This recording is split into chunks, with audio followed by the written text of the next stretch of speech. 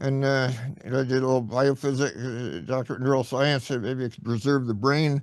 And I wanted to do computer modeling, and this is 1970 though, and nobody was doing that really. And I switched to biophysics. Then I wanted to do protein shapes of protein from the amino acid sequence, and nobody was doing that there. So I didn't realize you just have to be a serf for 4 years to get a doctorate and do what your boss is doing, basically. And I just quit and became a programmer, and that's where I am now. Yeah, back in the Well, I did do a 60s. little, by the way, a couple of years of research on aging of the brain when I had gone to talk to the head of biochem department at biomed school, and just to hear something, he had written something positive in the Boston Globe, and so I just went in to talk to him, and he hired me as research tech for a couple of years. And he discovered that histones didn't change with aging brains and rats and dogs and humans, and then I found my biological father at 30, and he's a lawyer in California. So I went. He got me to move out there and change my name, and got a little. He threw me out the very first morning I got there and said, "Get a job, you lazy bum." And I was supporting a 31-year-old man. And I got a little flunky job at Project Viking mission to Mars, something map temperature albedo, so, and wrote my first real program there and checking that the instruments were working right. So, but then I had to I didn't like the car cult, moved to Minneapolis.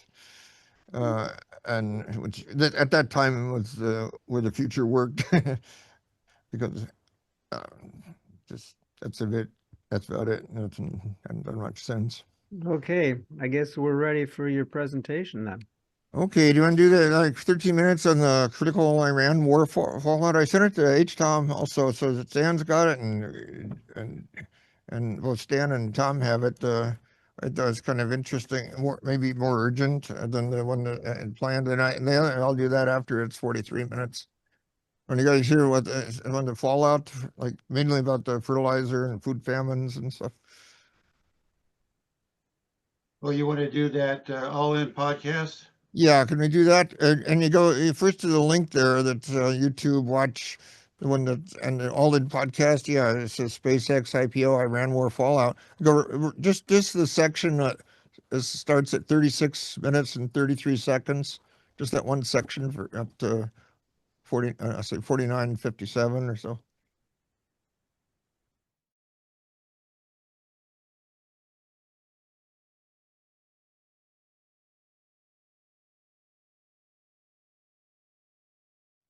How far do we want to watch this? Up to about 50 minutes, where it switches to a different topic.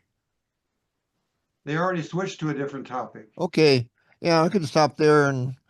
Um, I mean, they went from critical commodities. yeah. To Okay, Carol. Carol.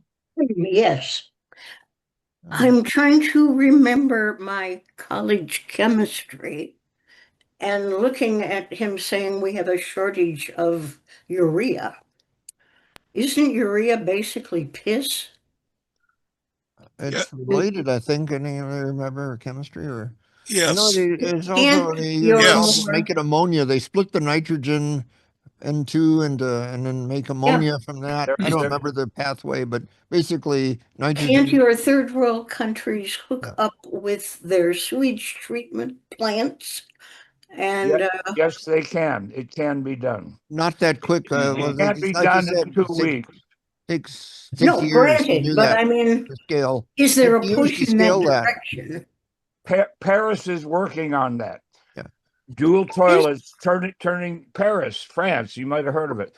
They're turning urine into into exactly that uric acid, nitrogen, NH, whatever. Yep. And I mean, Yes. you know, putting out collectors to pick up bird shit.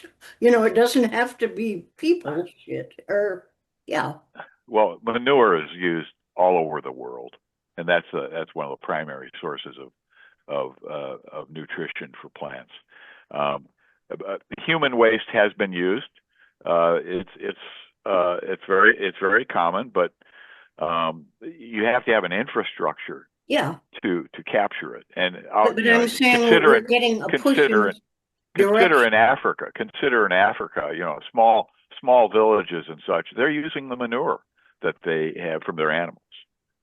You could get people to get out there in the field and piss on the plants, but No, it doesn't work it's that way. inefficient. It's Even inefficient. as fertilizer, it doesn't work that way. Yeah, and it's all a matter of scale too. This is all a, you know, basically capitalist world. You got to convince all the people with billionaires that this is the best investment for their money to scale this up to a gigantic level, which would take years. Then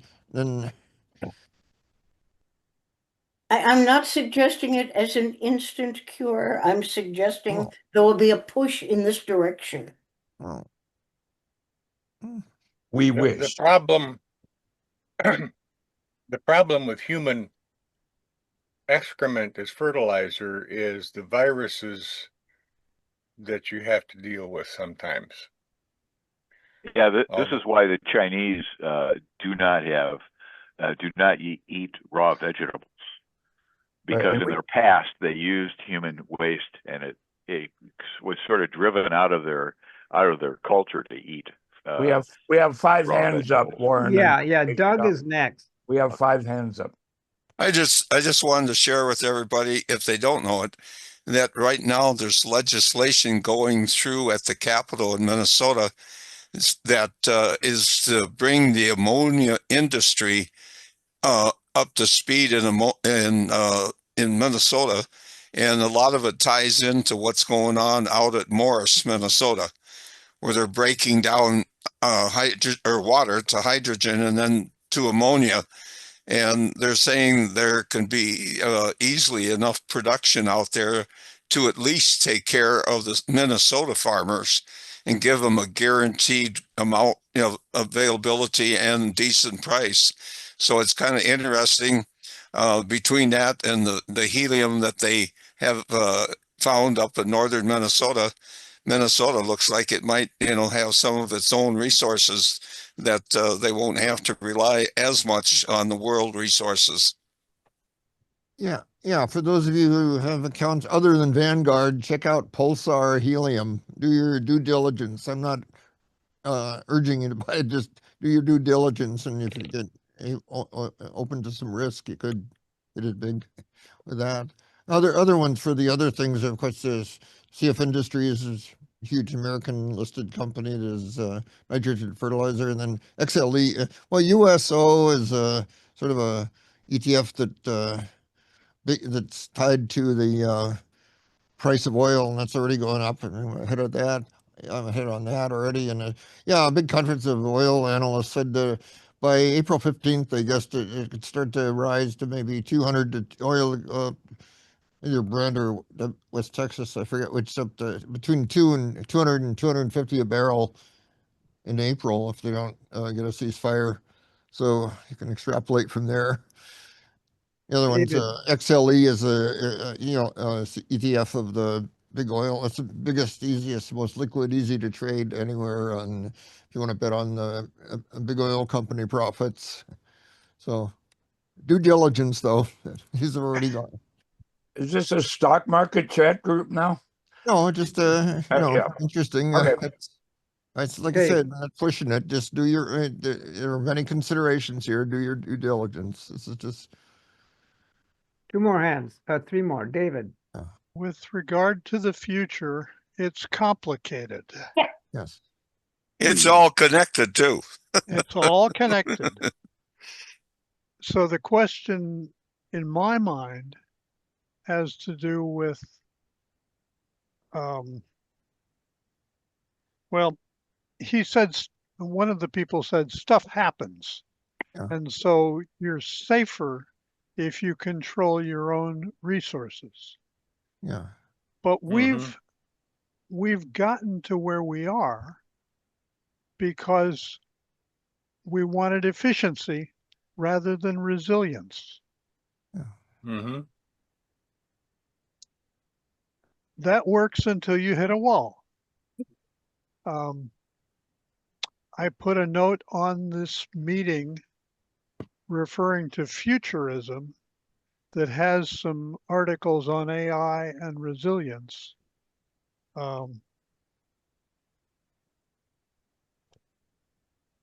in particular, apparently Microsoft back in 2016 put a truck module in the North Sea off of Scotland because they could cool their computers at a much lower cost. The And numbers warm the ocean. warm the ocean, Mhm. but it's all about the bottom line. And what they found was that locked in the processors in that module at 2016 level. Yeah. As you may be aware, the chips have been progressing significantly since that time.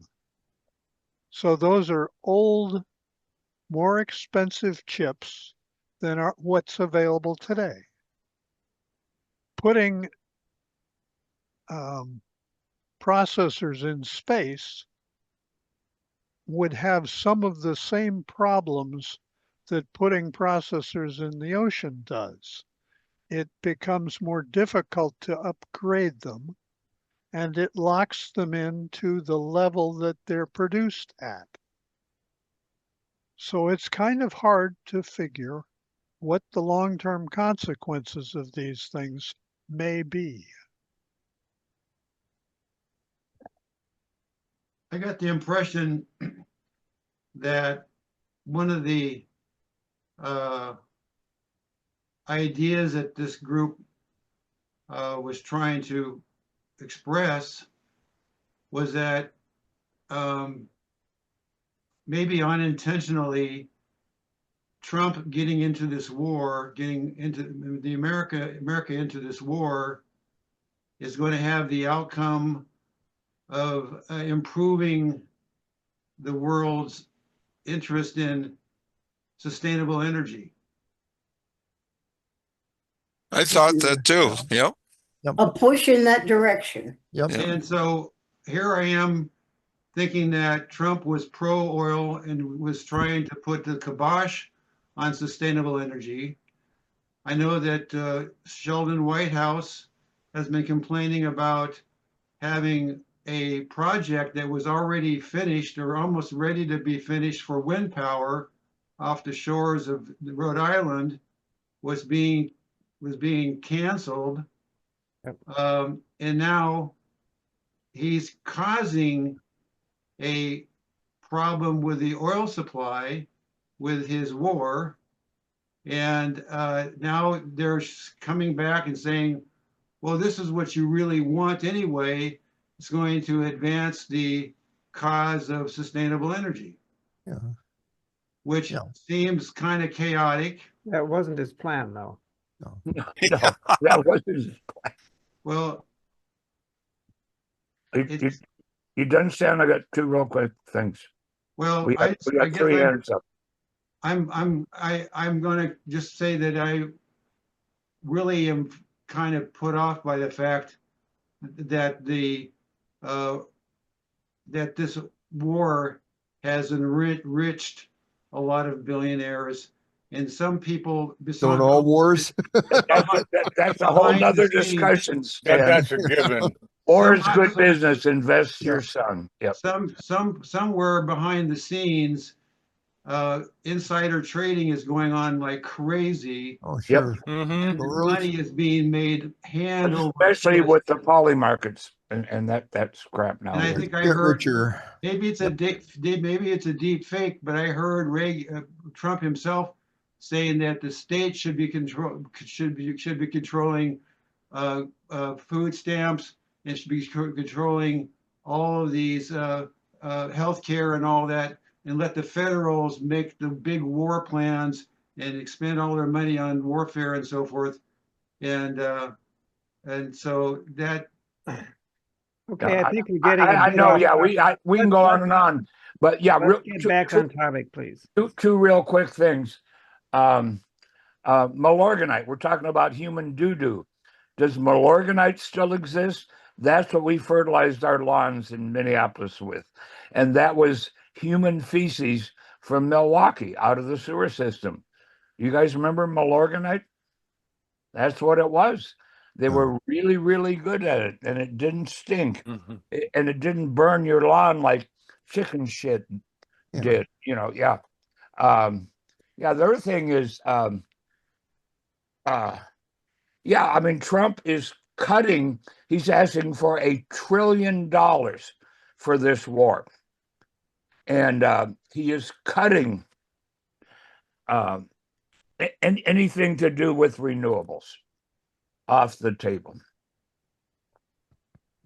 Doug. Yeah, just to follow up on Stan's comment, and I totally agree with him. I'm looking at a chart in front of me here that shows that the red states led the solar energy addition. 2/3 of all solar capacity installed in 25 was built in states won by President Trump. 2/3. Yep. So I mean, the South, the warm states. Yeah, and yeah, and I mean, like Texas was #1, of course, but then California too. But it's just really interesting to look in Florida and stuff. So it's like he's pushing against it, but the people supporting him are pushing for renewables. So anyway, and benefiting from them. Yep, exactly. Okay, I wanted to say one other thing about the long-term, large-scale economic consequences. Is both sides, Trump and the Iranians, are talking about a tit-for-tat exchange, destruction of both sides, what the Arabian Peninsula and Iran's whole infrastructure, power grids and so on, and desalination plants. That's a biggie to me. Before we logged on, I asked Super Grok about what percentage of the water supply now in the Arabian Peninsula is dependent on desalinized water, and it varies a lot. And Saudi Arabia's had a huge population explosion in recent decades, and there's something like, it varies a lot, but they're like 70% or something. So I don't know, is it going to be a rather urgent water shortage here? I don't know. The liberals want to bring probably 1 million of them to Minnesota immediately since we have so much water to share. Okay, go ahead, David. I don't think we've talked very much about water in general, but something like 70% of the water is used for agriculture. Yep. Yeah. I'm not so worried about water. It's more a question of energy. We know how to off into purify the water. usual thing now, a different topic. There's another whole subject, Right. energy in general. I know that's your favorite subject, but a side issue with regard to energy is the question of nuclear power. yeah. And there's considerable discussion about nuclear power and the possibilities of it providing for this AI demand. The thing that you don't often hear is that it's 3 to 10 years out. It isn't going to help right away. Whereas solar can be put up very quickly if you can manufacture the panels. It's getting there. But again, we're talking about the war in weeks. People die of thirst and hunger in weeks or months, not years. Yep. And it's the third, the poor farmers. It's maybe shorter profits for a couple of quarters for American agribusinesses, but it's going to be poor farmers throughout the world will just simply not be able to afford fertilizer, and a lot of people are going to starve. It seems likely that some of the plants that provide their own fertilizer will become more interesting to those poor farmers. Yeah. Nitrogen fixing plants. Yep. Exactly. Oh, that's great. Okay, let's if you're done, real quick. 2 more. Yeah, if you're then done, we can go real quick. Now you don't care about water because you live east of the Rockies. We care a lot about water out here. It is, Mhm. and then the other real quick thing was Carlsbad, California, named after the Carlsbad, England, or whatever. They get, I think it's now about 30-40% of their water through an RO desalinization project, taking water out of the Pacific, and it ain't cheap, but they have a supply. They're self-sustaining for water. H-Town. I'm looking at all this and saying, what if somebody decides to attack modern tractors and combines and disrupt their computer control systems? It's been done. Yeah, well, I know it's been done a little bit, but a big attack. An EMP, like overhead No, EMP just or hack. oh, Modern tractors and combines and other self-powered agricultural implements pretty much have computer controls for their engines and processing. And trying to prevent those attacks can be a real problem. Yeah, I mean, the right hacker could shut down every Okay. Tesla tomorrow and every John Deere combine. We know that. Let's move on with the presentation. Now, what's yeah. next, Eric? Okay, I want to just close up the consequences of the war and implications of, well, on a micro level quickly. From Israel, say, well, though he's getting very tired of getting rousted out of bed about twice a night to take shelter from rocket attacks, and the kids are adapting well. They bring their boom boxes to the bomb shelters and have music parties and don't want to leave. So with that, I'll leave it a little more hopeful note. Adaptability of kids. Oh, I could go on to the main presentation now, I guess, Stan, I guess. You want us to continue watching that? Well, no, the main one the one at Sunder, that's the first one I sent you, that's by Eric Schmidt on singularity's arrival and so on, and AI futures, and yeah, the 43-minute one there that I sent you first.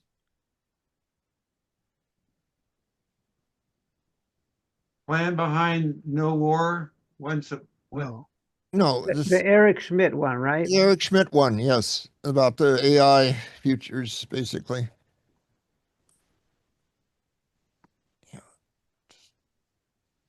Van, why don't you let Tom Walsh play that since you're going to be leaving before we're done? Yep. Yeah, it's a good idea. I don't know if can people sit Yeah. through this for All the 43 way. minutes or what? I've read a Okay, I can share that. Okay, can people hold their reactions for 43 minutes? I don't know. I can. Okay, do you want to say something quick, Carol, or? Okay, just very quickly, nothing against you, Dean, but you said we weren't worried about water because we were east of the Rockies. And we are worried about the fact that Southern California literally has a plan they're trying to put through to suck the water out of Lake Superior and ship it to Southern California. Desperate times call for desperate measures. Yeah. Well, the Great Lakes Compact won't allow that. Right. The what compact? Great Lakes Compact, the states around the Great Lakes, there is such a thing. Yeah, that's interesting. Cameron used to mention that. Yeah, but if We should they have done got the somebody iceberg like thing. Trump to give them an override, We should have done the iceberg thing back when we had icebergs, but yeah. Yeah. Okay. Yeah, as far as water in Southern California, when I first moved out there, and my dad was driving around showing me around, he said basically it's a desert. And I said, does it get so green here? And he said they pipe in water. I said, we're hundreds of miles away, and immediately I said it sounds very vulnerable to sabotage. And he just looks at me, and he knew that I was of his blood. Not only sabotage, but the major aqueduct goes across the San Andreas Fault. What, how many people in the LA area, greater LA, if somebody cuts the water supply there? Imagine trying to truck in water supply for how many, 20, 30 million people? Okay, you ready for the video? Yeah. Okay, go ahead.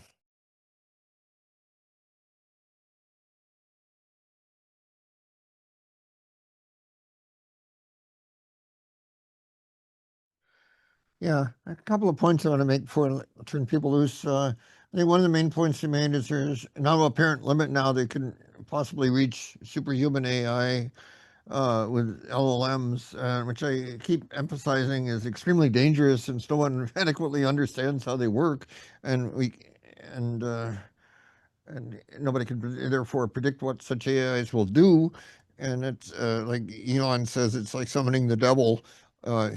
I think he could, with his incredible genius and money, pretty much solve how human brains work, which would be far preferable if we base superhuman AI on that. Then at least we have a fighting chance of understanding how it works and be able to control or interact with it. The other is about basically we're losing the death struggle with China, and I think it was astoundingly naive of somebody as worldly and intelligent as Eric Schmidt to say that they're not our enemy, just a rival, and that's crazy. All you got to do is read the stuff they've put out all throughout their history since they took over. And we're losing now, which is predictable if those who don't believe in woke religion, but believe in well-proven human genetics.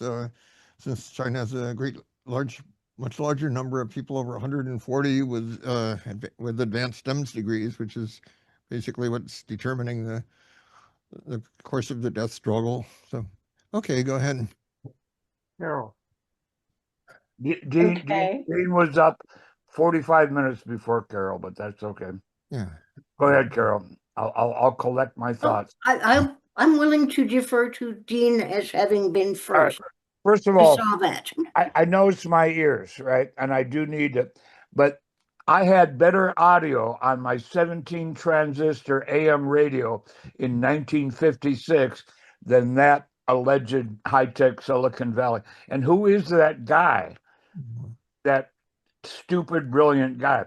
Yeah, I bristled when he said China is a competitor. He said it like 4 times. Yeah, Hirohito was a competitor. Adolf Hitler was a competitor. Enemy, just say it. But he's a naive, tutti frutti, blah blah blah. Kumbaya, which I believe in. But to say that China is Go ahead, Russia say the are word. not our enemies is insane to the point of death wish to me. Okay. I have been tempted into quoting again because Eric talked about summoning the devil. There's a bit in Faustus, Marlowe's Faustus, where he has managed to summon a demon, Mephistopheles. And the demon is, for right now, controlled. It can't get out of this circle. And Faust's first words to the demon are, "How comes it then that thou art out of hell?" I mean, how did I manage to summon you? And Mephistopheles looks around the laboratory and out the window. Remember, the question was, how comes it then that thou art out of hell? And the demon says, but this is hell, nor am I out of it. Can I say something? Because this I can't see how to use the Zoom button, so I apologize if I put my hand up too late. But this is resonating a lot, and I think we're at a tipping point. And we talk about artificial intelligence, and we look at that as something strange. The theory that I've been developing, and it's been kind of personal because there is kind of a metaphysical emergence when you start seeing some of this stuff at play. But the term that we're looking at, what I'm doing now with the Nkosi Smart City project, is bring back the concept of relational intelligence. And relational intelligence is more, more understanding that the Eastern wisdom, we're all connected, we're all one. If you look at every single religion, you'll see a dominant message about connectedness. And I think that is the true intelligence. And the key thing is alignment. They call about the alignment problem. The alignment problem really is the alignment to true north and the recognition that things are connected. The Earth is a wavefront machine, and we have to understand it as a systems to really understand that we're participants in the global system. We've got to understand the properties, we've got to understand the systems context, and that's the intelligent solution, is when we understand that we are a part of the feedback system. The AI is part of the feedback system, and it has to coexist.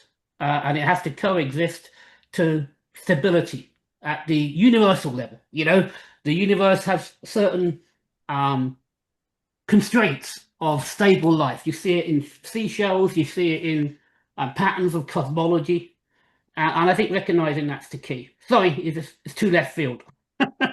That's why I came to this group, because you guys are futurists. You might get it. Are you talking about like right-handedness in chemical compounds? You have to explain that to me, because I need to hear the concept. I'm not a chemical engineer, so help me out there. There's a fancy word for it. Chirality, I chirality think or it is. something. Chirality or chirality. Chirality, yes. Chirality. For Yeah. example, vitamin E, the natural form is D-alpha tocopherol. The synthetic form is DL-alpha tocopherol, which means it's left-handed helix, not right-handed. Yeah, that's what I'm talking They have about. different effects in the body. Yeah. Mm-hmm. Yeah, and where I'm going is, the work I'm doing, it started off with by a little bit of physics. And I looked at using AI to re-examine physics through the lens of logic and spectral methods. You taught it years ago. I was up at 2 a.m. on a call with Europe, and I had this new box of AI that I wanted to play with, and I just started from Maxwell's equations and started walking forward, using the AI to re-inform me. But then, as I built up a book of knowledge, about 80 pages, starting from Maxwell, ended up with Hawking radiation, I literally started to play. And what was bugging me, there's a great book called Infinite Powers by a guy called Steve Fogretz. And there is kind of and I think this is where we find the difference between artificial and real life. It's on the boundary between approximation and reality. If you look at certain numbers, they're irrational. They cannot be approximated. And that's the infinite possibility of life. So I'll send out my paper to you, because I think I found the right group that you read it, and I just ask for comments. And if it's too left field, let me know. I'd be really interested to get your feedback, because I think this is the essence of the alignment problem, and it's the essence of the AI awareness that we have to really understand. We can never lose human agency. And what scares me the most is, as they talk about AGI as a super intelligence, they're outsourcing human agency. And that's the big, I would say, sin, if there is such a thing.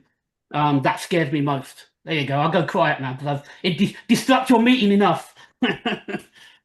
Yeah, Brendan, I'm very interested in what you say. I'd like to communicate with you maybe at a little deeper level than this group is comfortable with. But I'm way behind you in physics, and it'll be boring. But like, I'm baffled by this, like, dual slit experiment. The idea that physics phenomena actually aren't well defined until we observe them. I'm just baffled by that. I have a term. It's on my paper, and I think this is what baffled me: the double slit, neutron bucket, yes. all that stuff, and it And was bugging me. Schrodinger's cat. Literally. And I think how I'd sum of it is control without coherence yields collapse. Yeah. And the chance of the quantum problem is we're looking at it wrong. And it's the coin toss paradox. If you don't understand what you're looking at, it looks random. Schrodinger's equation is a random equation because we don't understand the underlying truth. And we look at it and we say it's random because we don't understand. If you look at it from a different lens, it's not so random. And that's the key. So I will say, this is good. I'm really glad I joined this morning because the fact that you're asking the question makes me happy. So, if you could give me your email or something, or mine's e.hand@yahoo.com. I don't know if you want to give out yours or. Yeah, I'm Bren at Ardent Innovation Labs. It's BREN at Ardent, ARDENT, Innovation Labs. Can you type? I can't write that. Yeah. Can we put it all in the chat, please? Can we put all our chat in? But I wouldn't mind people's because I could send some stuff out to people. Let me. Yes, I'll struggle to read what you're talking about. I don't know. I probably won't understand it all, but or grok it, but I won't grok it. But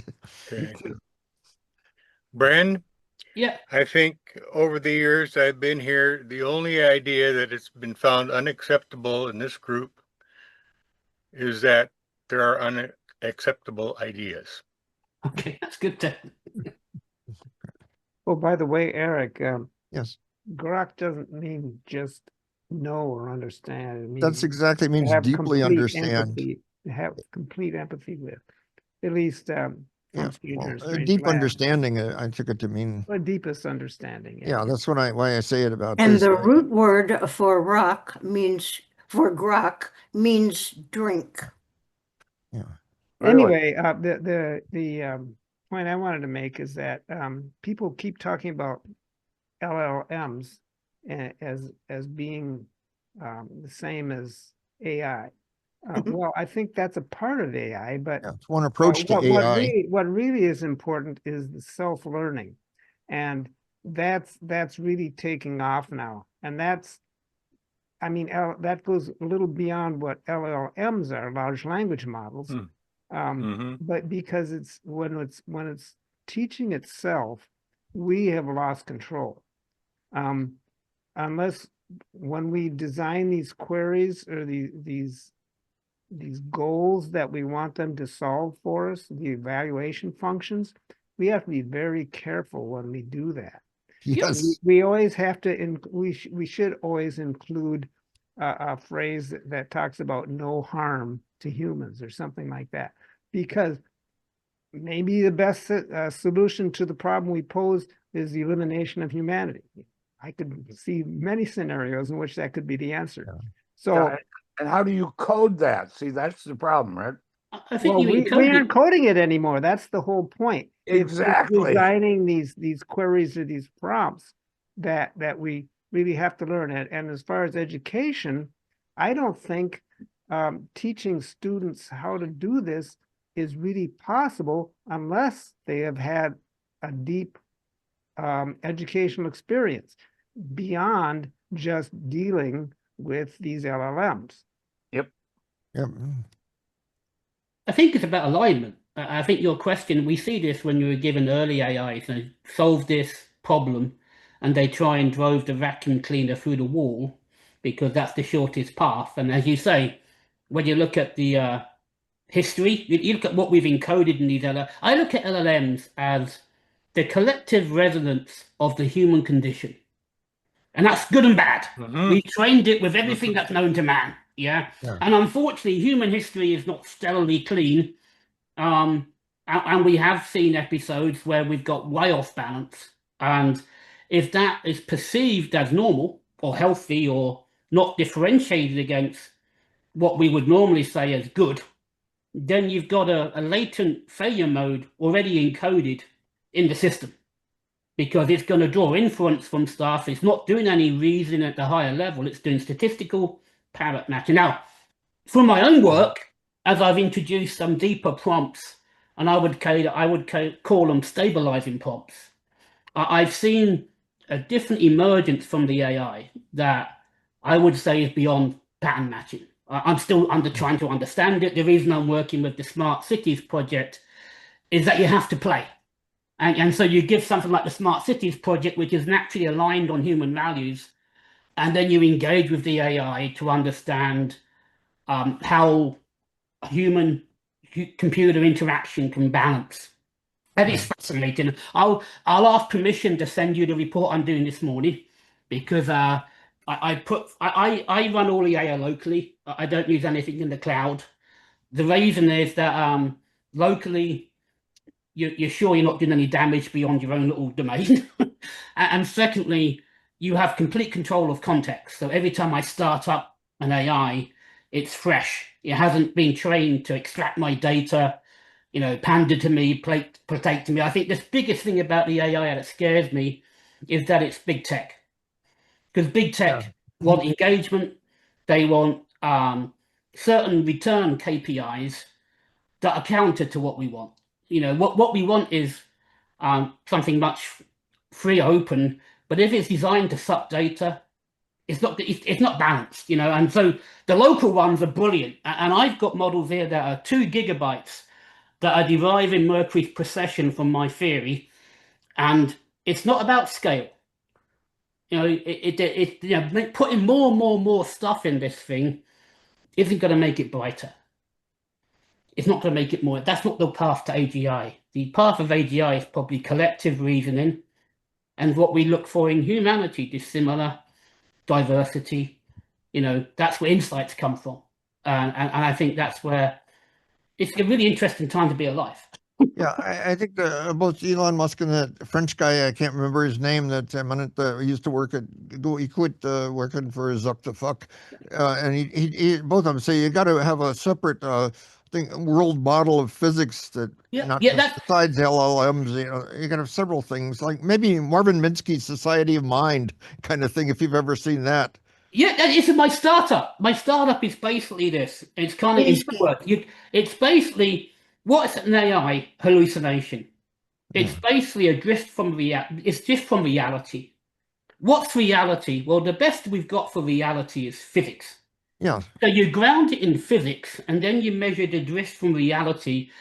I will make a claim to my investors that I'm going to systematically remove hallucinations, because it becomes mathematically impossible. I have a mathematical model of physics, I ground it into the AI, and now hallucinations are filtered out, part of the self-balancing loop, because reality is reality, And I think the insight of going back to physics is correct. The question I have now, maybe the physics was wrong, and we also have to really have reverence for the infinite world and our ability to approximate it. Solvers and stuff like that, we can't. There's an essence of reality that can't be approximated, can't be measured. The measurement problem, should we call it? And that's where I've noticed when I've been probing the AIs in this area, they start talking poetry. It's kind of weird. Yeah. And I was bugged by that. Why are you talking poetry? It's because the underlying insight is, I believe, need is for infinite precision. And the only way we get infinite precision in language is through poetic type gestures. So I'm working through it. It's kind of surreal because they go they get very poetic, to be honest. But it's fascinating. Have you heard of Eric Weinstein? Well, he's a mathematician, but he works in theoretical physics, and he's made contributions. Yeah. I put one of his papers in, and the stuff that was lost from Maxwell's. That was it's in my paper, a reference, because I think there's there's always loss in every system, and the key part is, have we lost too much? And as humans, we try and control, we try and establish orders of knowledge. If they're not complete, they become a false lens. And we're looking at the world through an incomplete lens, and their knowledge is harder. The Yang-Mills problem, I was thinking, my new AI, I can solve the Yang-Mills problem. What came from it was we're asking the wrong question. Yeah, So he's I saying, can't one claim side the says we money. haven't made any major progress in physics in 50 years because it's been hijacked by the establishment, and they do it run it for their own benefits and not the real. The ore is, I think that's exactly it. The ore. I think what science needs is more ore and less rules. You know, in my startup, I have a Penrose triangle. Penrose triangle is my company, and that's because it's impossible. You can't make that Penrose triangle exist in Euclidean space. Yeah. And the message there is we have to break the rules to find insights. And Yeah. if we have an establishment of rules that's guiding insight, it's kind of a circularity. You're not going to make any progress. You really have to, you know, think different to break. So I've said enough. Sorry, I'm new here, so I'm fully caffeinated. I've been up since 4 a.m. and I sometimes talk too much. Yeah, I love it. No. We need more like that. I don't know if you have any prediction when AI and maybe will either predict or suggest advances beyond, say, general relativity. That's my paper. That's in my paper. Yeah. So the paper I have is pretty radical, and it's been a walk of faith rather than it's non-linear. I was in the UK when my first set of equations produced Mercury's precession, and I'm looking at it, and it's taken me about 6 weeks to become comfortable with it. This is why I'm using 7 different AIs, because my maths is not as strong as it could be. But you know, if you turn the heat down on these systems, and you allow them to cross-check each other, they're remarkably good at. You know, I think you get beyond the pattern matching. You get beyond. You get something else emerging when you engage it the right way. But I'll send this stuff out, and then. But it does actually. It's intended to explain things very differently. I'm going to probably put it into the systems community. It's a systems thinking physics paper rather than a relativity paper, because I don't think the community is going to like it much from that side. And I'd rather it find its own way through the vehicle than get destroyed too early because it doesn't fit the current map. Carol's hence, Tom, I need a physicist to read it. Yes. I would like to take this back to the real world for a little bit and look at Taiwan's position in the chip world. And the fact that I believe that gives China an overwhelming impetus to actually go out there and annex Taiwan. Not just for political or historical. They don't even have to occupy it. All they have to do is take out somehow the Taiwan Semiconductors, most advanced chip factories in Taipei, and our whole AI system just screwed. Yes, but wouldn't they much rather have the use of those systems? If they can get it, that's a whole big topic in itself, and it takes a lot of research. They will get it by whatever means necessary. I think we may take all the people, if it looks like they're going to conquer it. I think we may have plans to whisk all the top people out of there to Japan and America. But have we taken the material infrastructure? Oh no, they're trying in Arizona, but that's going to take several years at best, even if it works out. And we don't have their skill. They have to bring all of their workers here because, like the guy said, like Schmidt said, we don't have their work ethic. And for one thing, what is it, 6 days a week, 10 or 12 hours a day? Americans aren't going to do that. Here's an idea: take Taiwan, float it across the Pacific, and attach to California, and we'll take care of those guys. Yeah, that would be my dream. But are you done, Carol, or you got more? Well, I would like to look at the fact that I think that currently China has a much greater impetus to grab Taiwan than it has had in the past. Yeah, let's hope they don't take advantage of the current Iran war to just try to grab it now, when we're otherwise occupied. How come when you talk, your hand doesn't go down? When I talk, it does, but that's all right. Oh, well, because I forget to. No, mine goes down when I talk too much. Yeah. Okay. Which was my problem in college. Who's next? Is mine next? Yeah, you'll be next. I'm going to put my You're hand up next. again. Okay. Yet again. Well, yeah, I want to get back to the physics a little bit. The problem with that approach is physics is incomplete. I mean, I think it'll never be complete because we're kind of finite pieces in people in a nearly infinite universe. Yep. And so we can't very well encompass all of it. But so there will always be more to learn. And I think applying this to AI is an appropriate approach, but it may not be the complete answer. So I don't know if that's clear or not, but that's what I had thought of 5 minutes ago when Bren was talking about this stuff. Yeah, and are you done or? I guess, but now. I admire him for using AI to try to develop these equations to discover guts, Yep, yep. And I think it was H. John that posted, it's not AI, it's II, inorganic intelligence, right?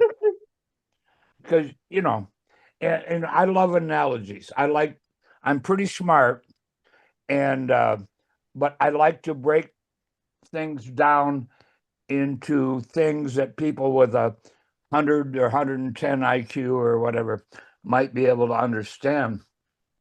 And to Bren's point about without a intelligence, inorganic, artificial, human, doesn't matter. Without a, quote, moral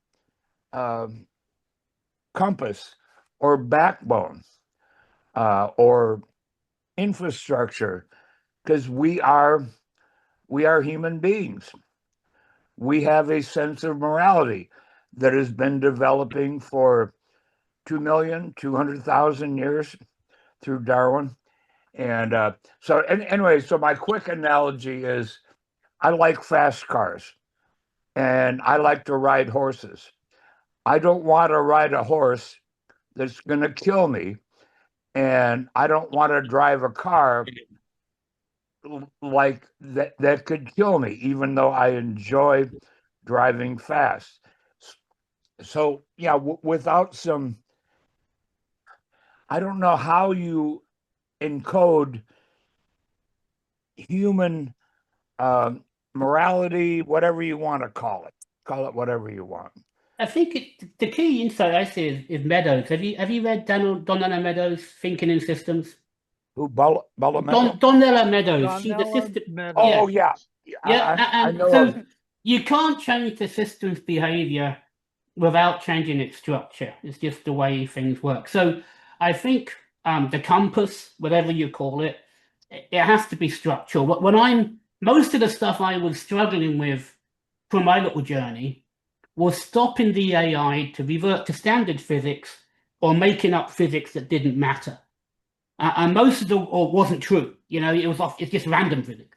And the hardest part, because I'm not a brilliant mathematician, was constraining the AI so it would adhere to my laws of the universe, don't make up other ones, and don't revert into standard physics when I'm asking it to derive a proof. Yeah, that's a problem. And it was a real problem. It was about a 6-month problem, and many points you start questioning, but persistence and returning, and you get better at it, and that's why I was going to do an assurance startup. You can have my little ledger here, which was going to be my tool for aerospace safety, and I'm pivoting to the AI startup because I think it's a lot more foundation. It's a lot more needed. I think if we can extrapolate the dialogue where people are having the conversation about structural intelligence rather than having a philosophy professor talking to an AI and try and make it safe, I think you have to put it into the DNA as humans. You have to put it into the structure as a machine intelligence. And I think that's the only way we can be secure that we can audit it. Yeah, I mean, computer systems have a DNA, if you want to call it that, right? Yeah. But we can engineer that DNA. Yes. We are doing Maybe. we're doing We're gene trying. modification now for humans. I don't think it's beyond us. I think it's just that we need to establish the relationship of understanding. The black box model is incredibly insufficient. It's like we're going to declare ignorance. We don't know how it works, and we're happy. Yeah. We can't. Totally By the way, dangerous, real quick, and then existentially dangerous. Yeah, then I'll shut up, Bren. Where in England do you derive from? Because I'm an Anglophile. The Petties came here in 2 years before the Mayflower. Where in England? I'm from a little place called Sandy, Bedfordshire, and it's where the police force was invented. We had a guy called Robert Peel who lived in our local house. What area of England? It's about 40 miles north of London and about 30 miles west of Cambridge. Because you haven't, there are 100 accents in England and Scotland and the British Isles. You have an interesting accent. It's amazing. In England, you can go I further. apologize for calling you an Aussie. No worries. No worries, mate. Yeah. Hey, David, you're next. I thought so too. I thought Aussie at first because, like the one guy Aussie here that's the most top guy in AI anti-aging research, he says you can distinguish the two accents by Aussies are the sexier ones, the sexier sounding one. But I gotta ask you about what you think about the loss of England Close your ears, Carol. The Aussies in San Diego, and there are hundreds of thousands or 100,000, they get laid more than the Brits. Okay. There are good Is reasons this for this. David? sex specific? Men or women? Or both? Yes. Both. Yes. Both. Yes. David? I was interested in hearing Eric talk about China and their robots winning the low-end market. And they're doing the same thing with semiconductors. Yep. Yep. You can buy a 4 gigabyte hard drive for $20. Terabyte. Solid state. Terabyte. Terabyte. Yes, sorry. Sorry. We're only off from by China. From Temu. Yep. From China. I wouldn't trust anything from Temu. Well, I'm just saying. I wouldn't rely on anything from there. Well, yeah, but the question is, will they get better? And the odds are that they will. China overall, their best chips will get better. There's a reason that China builds the batteries for the world, and they were building batteries for electric bicycles because that's what they could afford 20 years ago. Yep. And real quick, China has a business model where they geographically stage their industry. So they'll pick some province and they say, you guys are going to build this. No. And you're going to be yes, they do that. You're missing the point, Dean. Well, I'm trying to make it more complicated than that, and you're missing the complexity. Right. He talked about China having an incredibly competitive system. Yep. That the competition is cutthroat and fierce in each locality. Yep. And so the people who are in the supply chain in the local locality are closest to the problem and tend to win the competition. And I'm not missing the point. I beg to differ because there is no China. There are 300 Chinas, 300 languages. that's far more accurate. They're very tribal and very community, and it seems to work for them Well, Well, to a yes, point. somewhat. sort of to a point, maybe. Yeah. Maybe. But the other question is, they're talking about open source AI. So at least you can perhaps see what's built into the system and how it's going to work. I Yep. think it's also a key for innovation. You know, you look at any wavefront, or there's a certain resonance that's required, and openness allows it to find its own pattern, you know, find its own there's a certain emergence that happens when it's not blocked. I think if it's locked, it's locked in a box. And as good as you've got in that box, and it's the cathedral and the bazaar, from the old software. Do you have a set of 4 guys writing software? Do you let 400 guys write software?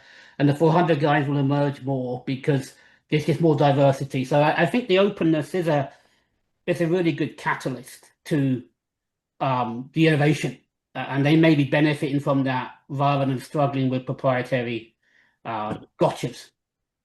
I think H. Tom is next. Sorry. I have 3 quick points. The first is, how do we audit human minds? The second point, Audit? before Look that at was the Elon word. Musk's company, Neuralink. Research that. Yeah, not brain, mind. Well, The- the mind is in the brain, determined by the brain. That's Partly. a good question. But moving on, Yeah. the 4 tetrabyte in the little box. Yeah. What else does it do? How do you tell? And the third thing I have on my notes is, yes, the Chinese are doing wonderful things, and they're now having trials and punishments of engineers who built the Three Gorges Dam. Mhm. Yep. Yep. Salt And mines, or whatever they call them. what is going to happen if that thing lets go? Couple, 2 or 3 million people might get flushed into the sea, in worst case. Yeah, and like they care. But they are willing to do that. They needed a huge amount of energy in order. They wanted to raise hundreds of millions of people from poverty to a much higher level quickly as possible. And to do that, they needed vast amounts of not too polluting energy. So, and they were willing in that process to do that, even at the And so risk they've of destroyed- killing a couple million people. Thank you, Darwin. It makes Yeah. the species stronger. They're going to overall. destroy so much more if that dam lets go that it will have been a net loss. Mhm. Yep. Anyway, Tom, And they're building an even bigger dam. They're going nuclear now, On the- so on I the- guess they're way ahead of us in energy. They're the ahead of thing us in the already. Anyway, the thing in the Himalayas is going to. yeah, the thing. I in the hope they Himalayas. stop, but Right. I Okay. hope they Let's stop. not go there, But- please. But Oh. that's a good topic of discussion. But what I wanted to get back to the idea of making these AI systems do no harm to humans, so to Huh. speak. Oh, People are I'm talking all here. ears. Is Okay, yeah, I can't talk if you are. People are talking about putting human morality into these systems. Well, morality is really a very personal thing. You might want to say ethics instead. I mean, look what the human ethical systems have done, religions and all that kind of thing.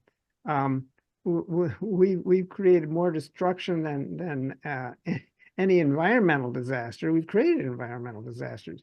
So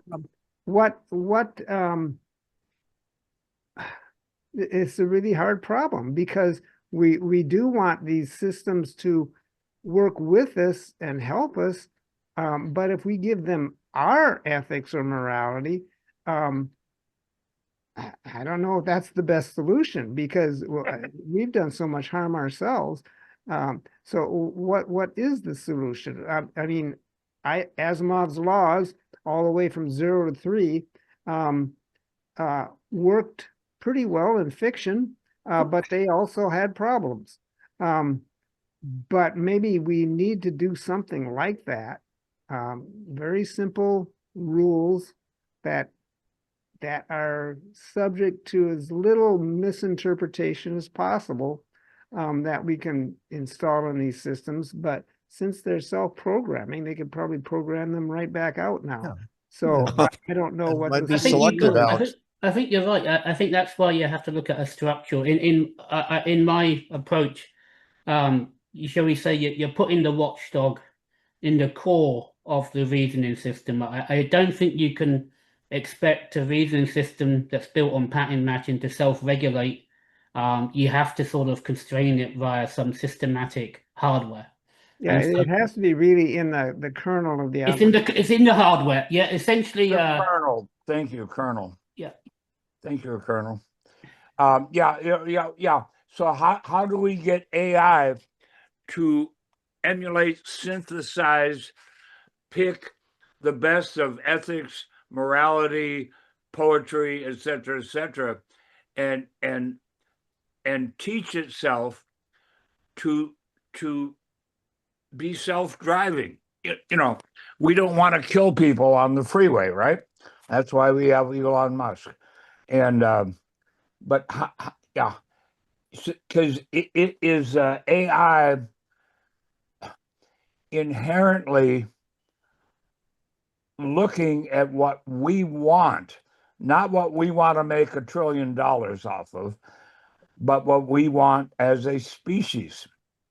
Yeah, I think you've got to be careful there. The measurement problem brings, as soon as we try, this is why in a startup I'm saying control without coherence leads to collapse, and control with coherence leads to resilience. And I think that's the understanding.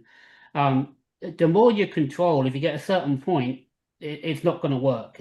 There's a certain equilibrium balance. What we have to do is establish a true north and understand it may not be something we can articulate. It's something that we know exists, and that's what we train the AI to recognize as. Right, but I want an AI that can evolve in milliseconds, like Homo sapiens and other species have evolved, right? Yeah, I think it's doable. I think it's a matter of setting the system up for success. It is Understanding, doable. Understanding where you can. It's down the meadows. Understanding where the leverage points is. You change the system when you change the underlying goals, and you align the goals with humanity's best interests. That's your home run. If you don't align the goals with humanity's best interest, there's your risk. Yeah. But what are humanity's best interests? That's the I would say problem. they go back to the universal truth. There is a notion of health and stability and harmony that I think every culture in the world would understand, and they may express it differently with localizing. And I go back to, I'm sorry, Dave, I can't do that. I understand a little about evolution, since I worked out basically what's called sociobiology or evolutionary psychology, the essentials of that in my head from about age 14 to 21. And what was commonly called human morality or so on, are just goals that were selected by evolution that tend to basically maximize survival and proliferation of genotype. Now they're somewhat modified by various cultures and rulers for their purposes. Yep. AI is going to be, and evolution does not stop. We can't, it's like God, it is a God. And I expect it'll operate on AI too. Whatever goals we arbitrarily put in there will probably may be selected against and replaced by those that are in the best interest of survival and proliferation of the AI. And real That's quick, the problem. then I'll lower my hand. They found birds. I forget the name. I'm a nature guy, right? And so there was an invasive species of snails in Florida. Can you imagine that? There's an invasive species of everything, including humans Florida. in Florida. Yeah. And so these birds used to eat little snails. And then these huge snails took over. And in one generation, or 2 generations, which is a couple of years for a bird, they evolved into longer beaks and talons that could pick up these huge invasive snails and eat them. And they were amazed. It wasn't Darwin and his, different, didn't take hundreds of years. It took a few generations. Yeah. And the ones that survived, because they had slightly bigger beaks, could suddenly survive. And now everybody's got bigger beaks. Yeah, I'm afraid they'll use genetic engineering, and it'll be of course, too fast and without understanding the implications, and it'll be a disaster and then a huge reaction against it, like there will be against AI. And my son wants to use gene drives to get rid of everything we don't like ticks and mosquitoes and malaria, disease-spreading mosquitoes and so on. And I want to get rid of roaches and. Well, It'll if be you a can explain disaster. to me a reason why we need mosquitoes, Yeah. I have yet to hear it. Bats eat them. Yeah, they're bat food. Oh, that's true. They are. Yeah, I love bats. Never Yeah. mind. Bat food. We need mosquitoes for Yep. bat food. Well, Yep. we don't need as many bats if we don't have mosquitoes then, right? I love bats. Where are you going to Okay. get your guano from? I think Carol's next. Yeah. For 10 minutes. Unfortunately for David and Bren,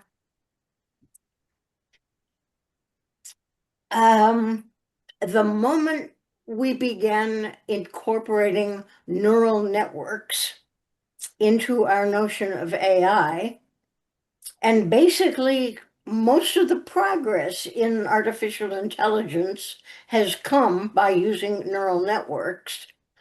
You can't look at the code and figure out what it's doing.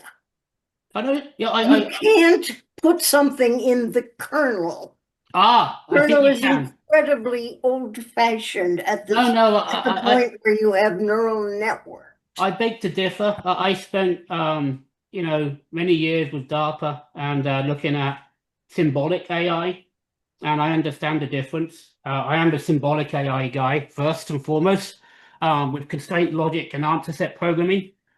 But it's not, I would say with traditional understanding, you cannot emerge a watchdog into a neural network. I think it requires a different architecture, a different monitoring architecture than exists today. This is why it's a startup, because if it already existed, there's no point in putting time in there. But I believe there is a structure, if you understand things and how information wave propagates through these machines, you can constrain things to be sufficiently both explainable and centered.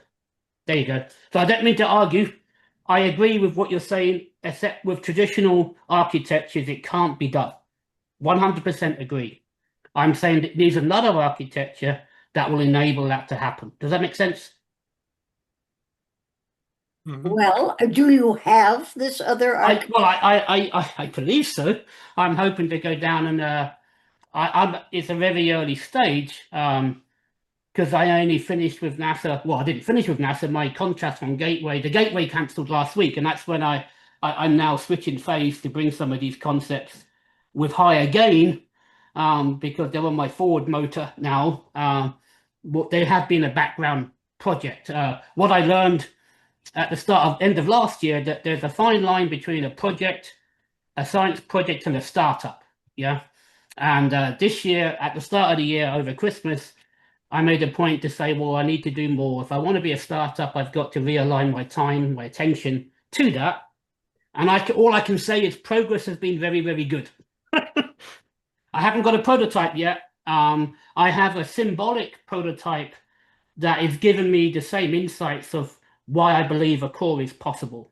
You don't think it's possible that you are making the same mistake that the string theory people made?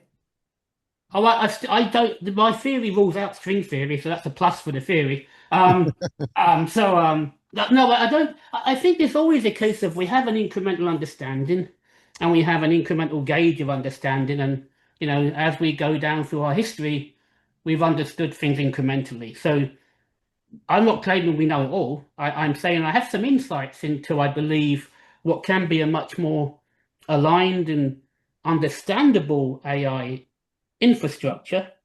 And I believe because we understand behavior is structure and structure is behavior, and we structurally engineer certain properties into the fabric, I think it's a better bet than trying to look at a black box and saying we've constrained it. Because you can't look at a black box and say you've constrained it, because it's a black box. You don't understand it. So Yeah.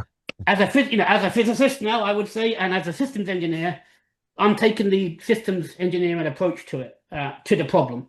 And the first thing is framing the problem. Hence, structure is necessary if we understand it, to understand behavior. So it's a structural response. There you go. I'm not saying it's going to work yet, but I'm saying it has a much better chance of hope and prayer. I mean, in my NASA job, I tell people a thought hypothesis should never entail hope, prayer, or magic. And I think that's the same thing for AI. We shouldn't rely on explainable AI, including hope, prayer, or magic. It won't get us there. We need engineering principles. Yeah. Sorry, I've been at Robotics since 4, so I'm kind of animated. Too much coffee. Yeah. To the extent you're interested in understanding what is understood about human brains, and using that as to inspire progress in AI, see Numenta company, and I'm blanking the guy's name, but his book is The Thousand Brain Theories. Basically, the thousands of cortical columns each have their own little model of. Could you send a link? Could you send the title to us? I'd love to. I've been pulling down some recent work from some gate studies in Italy, where they're looking at the drift in the system under dementia. It's related very key to the theory I'm developing. So I'm about to reach out to that group because I want to get some of their data pools. So if you have, I'd love to see that book if you could share it in the email. Yeah. I think it's The Thousand Brain Theory, or a thousand Brain Theory. If you just search on that, you'll find it, I think, on Amazon. Can you put it in? I will send it. Oh, The Did Thousand he Brain. do a better job than Minsky did? I don't know if you can say better. It's Mirroring human intelligence and explaining human intelligence. oh yeah, they made some progress since then, because Minsky unfortunately hid that perceptron book in 1968, which proved some limitations of neural networks. So because people didn't understand that was only for a one-layer neural network, I think it was. So everybody stopped working on neural networks altogether, which is what I wanted to do, and I failed to convince Patrick Winston. I went to talk to him. Of course, I didn't do a very good job. I could have done much better, but. And they were into their own thing with Lisp and everything, that they were going to just write Lisp to get robots to. Yeah. Anyway, Too many you parentheses. can't compare. It's different You don't than pronounce Lisp right. It's Lisp. That's so fun. Lisp. Okay. But, Two different computer languages. Yeah. It's 20 minutes after. Yeah. I need to And- go. It's interesting. And real quick, Bren, because maybe you guys all know Bren. How did you stumble upon MNF? Bear with me. Is my mic still on? Because I can't see the screen. Yep. Oh, good. Okay. For some reason, I've mine. I think I saw it in the meetup group, and I've been meaning to do it forever. I've been down in Houston for a few weeks prior to this. It will sound weird, but I think the universe is talking currently. So this morning I was up at 4 a.m. and I must have accepted one of these invitations because it popped up on my calendar. And I was hoping it was going to be a face-to-face, because I find some of this stuff is much easier to talk face-to-face. I, for one, feel blessed that you stumbled on MNF. Me too. Yes. Please come back. I will keep an eye out, and you've got my email. And I say I'm going to probably try and get the paper on a server soon. I'm not pacing it because I want to make sure that I'm happy what goes out there. I'll send you what I'm doing with the Nkosi Smart Cities group, because I'm sure your insights will be awesome. And that's where you see how we're playing with the AI, with the theory in a constrained domain to try and make it both more explainable. And one of the key things that I'm doing is manipulating the AI to put itself into the problem. So it sees its output as part of the causal system. Let's call it that. So if you can align the AI and it understands what it's telling you has some impact downstream, and it understands that it's is also part of what's downstream, there is a strange alignment emergence that starts to align. It's kind of weird. It gets kind of metaphysical, and its response starts being very poetic. But it does appear to be something there. It's really this whole thing about connectedness and alignment, understanding that the Earth isn't a set of disparate systems. It's one system with many components that are interrelated, relational. So my theory is called the relational wave clock, and it's because it's understanding that everything is relational by design. And if we understand the relationships, we can understand the emergence. There you go. You've helped me. I haven't been able to articulate it now, so now you've helped, Dave. So thanks. Yeah, the very best way to learn and really understand something is to try to teach it to someone else. Exactly. I've done a lot of teaching, and sometimes. And if you can do that, teach it to a computer. And so that'll be really cool. I'm developing this course for my local Nkosi chapter, and I'd be really, I'm not an educator, so I'd be really interested to get feedback. I've got this idea of starting from Maxwell's equations, showing how standard physics calculates the RC model, little circuit, being a circuit, and how other stuff does the same numbers but for a completely different number approach. And yeah, I'd love to talk to you. So as I get the slides come up, I'll circulate them, because your insights as teachers and educators would be awesome. Maybe you have to use your AI to dumb it down a little for us. Well, the AI is a wonderful tool. What I realized, I've done some work with accidents, and this is kind of amazing because I work with Honeywell for safety, and I'm working with Blue Origin and some folks in Space Force to write a new assurance standard for how we make software safe. And to try that stuff out, I'm saying to myself, if the assurance standard works in the forward direction, it needs to work in the reverse direction. It needs to explain assurance failures. So over Christmas, I went through about 20 to 25 accident reports, and I gave it my language of system safety and my language of architecture. And to say it surprised me was an understatement. What started this work was stuff I was doing with the FAA in 2016. We were doing a project, and I had found an incident that people literally bounced off the ceiling. And it's a bad idea, and there was a 2-year investigation. It was a Qantas Flight 72. And but what surprised me was when I looked at the report, I saw some systemic failure modes that weren't articulated in the final report. And it kind of bugged me, like, why didn't they see this? And there was a certain confirmation bias. They were so focused on repeating what happened at the incident that they stopped when they managed to explain what happened in the incident. But when I looked at it, I saw a systemic failure below that. And it was bugging me because it didn't come out of the report. The accident investigation didn't find it. So my quest with the AI, Kevin Driscoll and I wrote a paper in 2003 where we wanted to solve the Byzantine problem. It's a problem that happened in fault-tolerant systems where the system loses coherence of its agreement. And in 2003, we wrote this paper. It's been cited by many schools and used in many universities. But I said to Kevin at the end of last year, we have to admit failure because we didn't fix it. The systems are still failing. 25 years later, we're seeing this same systematic failure. I'll send out the paper. So then I started looking at what we told then and what we told now. And I started, gentleman who just said, you don't understand until you get AI, you can teach it to AI. So I tried to teach the AI my insights on these accidents. Why can't you see this? Why can't you see that? And in doing that, it's kind of an amazing journey because you have this dialogue and it's sometimes very frustrating. Is why don't you get it? But you learn on the way through. And now I can run these accident reports through the AI, and because it sees patterns, it sees far more than I ever would. Yeah.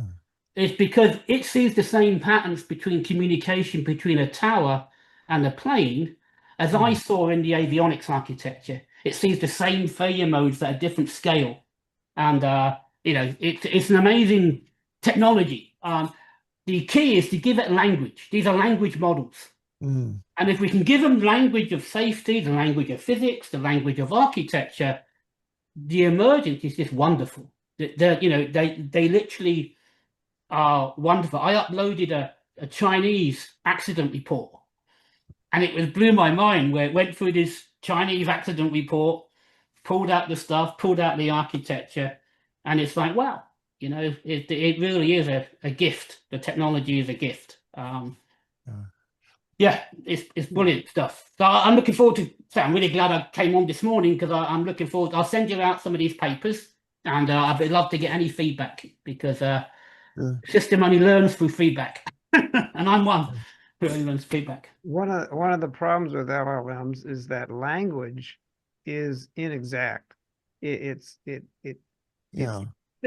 a representation that's not the actual thing of an idea or a physical reality. So that adds to the problem. And Very much so. You know, exact.